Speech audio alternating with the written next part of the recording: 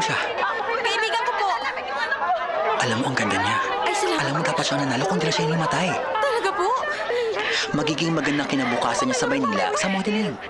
Ito ang calling card ko. Ako si Morris Teves. Alam mo, pumunta siya sa akin dahil tutulungan ko siya. Ha? Salamat po. Sige po. Kaso kailangan matanggal yung balat niya sa leeg eh. Puntahan niya ako sa Maynila dahil may rekomenda ako sa kanyang cosmetic surgeon. Tutulungan ko siya. O, sige po. Sige. Ha? Salamat po. Thank you po. Oh, sige. Sige Okay. po, ah.